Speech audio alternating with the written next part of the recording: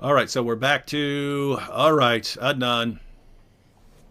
So the Quran also confirms that Jesus was sent to the Israelites. The Gospels also confirm that. The book of Matthew, chapter 15, verse 24 states that Jesus said, I was not sent to anyone but to the lost sheep of the house of Israel.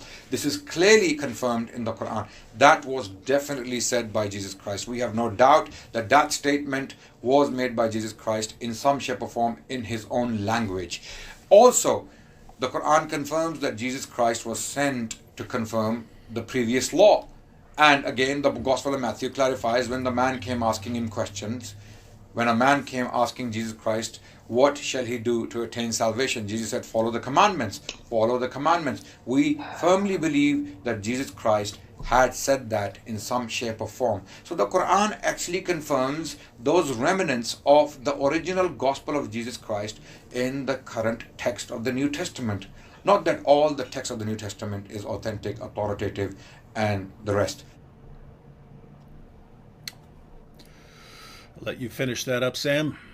Yeah, no. Yeah, I get the gist that since Jesus was sent to the lost sheep of Israel and confirms the Torah, see, that's what the Quran is confirming. I get the gist of it, but okay. Yeah. So, let me know how you want to decimate this. well, I mean, it's basically the same thing over and over again. He starts off saying the gospel's not been corrupted.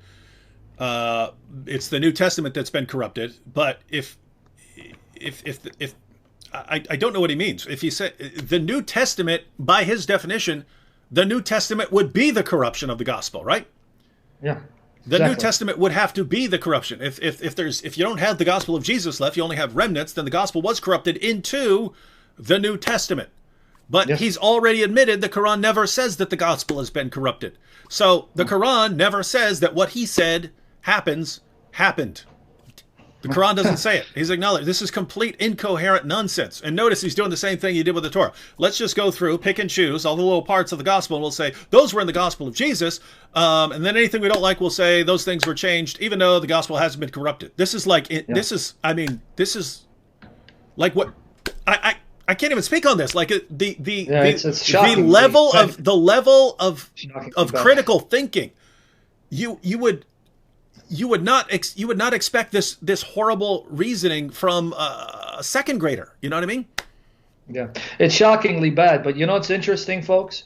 If he's right in his interpretation of Matthew 10:5-6 and Matthew 15:24, he just destroyed the Quran and his own traditions, proving Muhammad is a false prophet. Here's the irony, folks. And by the way, Matthew 15:24, if you read in context, Jesus had a specific meaning. We can unpack that, but for the sake of time, let me just show you how what he just said proves the Quran is a lie. He pointed to these passages as genuine remnants of what Jesus said. We know Jesus would have said something like this in his language, Aramaic, which we can comment on that as well. But if it's true that Matthew says Jesus was only sent to the Israelites, Muhammad is a fraud, the Quran is a fraud, he's a false prophet, so he's only helping us prove he's a false prophet. Why? He misquotes chapter 61, verse 6, in that by interpreting that passage, he limits Jesus' ministry only to the children of Israel, because it says Jesus was sent to the children of Israel announcing. He assumes that the Quran means he's sent only to the children of Israel. Well, I can play that game and show from statements in the Quran where because Muhammad was sent to the mother of all towns, to Mecca and to the Arabs, he's only for the Arabs. But then Adnan would tell me that's not fair. The Quran doesn't say he was just sent to the Arabs. Yes, it specifies that he came to the Arabs, but his message is for all mankind. Then Adnan, why are you doing that with what the Quran says about Jesus? Because folks, let me read to you what the Quran actually says about Jesus' ministry. And I'm going to quote Muhammad, what he says about Jesus' ministry. Chapter 19, verse 21, folks. Chapter 19, verse 21. What does the Spirit tell Mary about Jesus' mission? He said, so it will be, your Lord said, that is easy for me. And we wish to appoint him as a sign, ayah, to mankind, and a mercy from us. And it is a matter already decreed. Now, mankind, nas, he'll say, well, that means just one specific mankind. But hold on. Chapter 21, verse 91 of the Quran. Chapter 21, verse 91. And she who was chaste, therefore we breathed into her something of our spirit and made her and her son a token, a sign for all peoples. It uses two words in these two verses, nas and alamin. All beings not just one particular group of people. That's chapter 19, verse 21, chapter 21, verse 91. And now here's what's shocking. Chapter 3, verses 3 to 4. You know what it says about the Torah and the gospel, who they were given to? Here it is, chapter 3, verses 3 and 4. It is he who sent down to thee, supposedly Muhammad, in truth, the book, confirming what is between your hands. And he sent down the law and the gospel before this as a guide to mankind, not just the children of Israel. And the word here is anas. You know why that's important? Because in chapter 2, verse 185, it says, Allah sent down the Quran, which is for mankind, using the same language. The Quran is for anas, mankind. The Torah and the Gospel is for anas, mankind. If you're going to say the Quran is for all mankind, then you're going to have to be consistent and say the Torah and the Gospel is for all mankind as well. It uses the same language to describe the extent of the impact that the Torah and Gospel has on the world. For all mankind, for all beings, not just to the children of Israel. And then finally, so I don't want to belabor the point, but I got to mention this. Here's what Muhammad said about Jesus' mission, or what Muslims said about Jesus' mission. Okay? This comes from Sirat Rasulullah, edited by Ibn Hisham, and I'm reading the English translation by Alfred Guillaume. Alfred Guillaume, page 653 in the English translation of the Life of Muhammad. Guys, pay attention, because it also confirms that Paul's a true, inspired spokesperson for Jesus Christ. Yazid bin Abu Habib al-Misri told me that he found a document in which was a memorandum. Tabari, the names of those, now he's getting this from Tabari, of the apostles sent to the countries and kings of the Arabs and non-Arabs, and what he said to his companions when he sent them. I sent it to Muhammad bin Shihab al-Zuhri. Now Tabari chimes in, with a trusty countryman of his, and he recognized it. It contained the statement of the apostle, meaning Muhammad, went out with his companions and said, God has sent me as a mercy to all men. So take a message from me.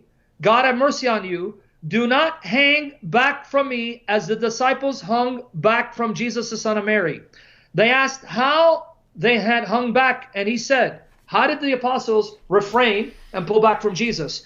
And Muhammad said, he called them to a task similar to that which I have called you. Those who had to go on a short journey were pleased and accepted. Those who had a long journey before them were displeased and refused to go, and Jesus complained of them to God. Tabari adds, from that very night, every one of Jesus' disciples was able to speak the language of the people to whom he was sent.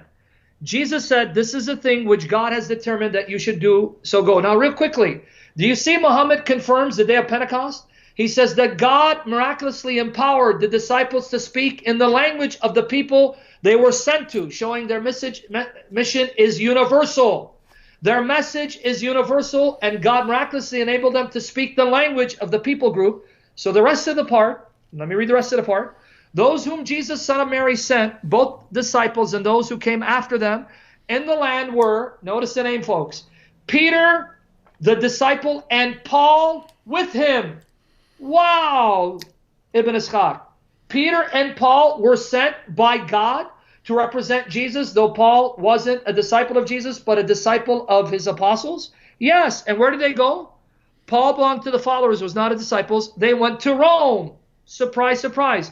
Andrew and Matthew to the land of the cannibals. Thomas to the land of Babel, my ancestors, which is in the land of the east. Philip to Carthage, which is Africa. John to Ephesus, the city of the young men of the cave. James to Jerusalem, which is Aliyah, of the city of the sanctuary. Bartholomew to Arabia. Bartholomew, the apostle of Jesus, was sent to Arabia, which is the land of the Hijaz. Bartholomew was sent to preach to Muhammad's ancestors in Arabia, the gospel of Jesus Christ. Simon to the land of the Berbers. Judah, was one of the disciples, was put in the place of Judas. David, does this sound like the Quran and Hadith limits Jesus' mission and his followers' mission only to the children of Israel? Yep. Keep in mind, Sam, the gospel was never corrupted, but it was corrupted. So anytime Allah is telling you one thing, he's simultaneously somehow saying the opposite. So which part of this contradiction aren't you willing to get on, Sam? I don't know, bro, because remember, the Quran is miraculously, eloquently incoherent babble, brother. I'm getting it. That's the surprise. Hey,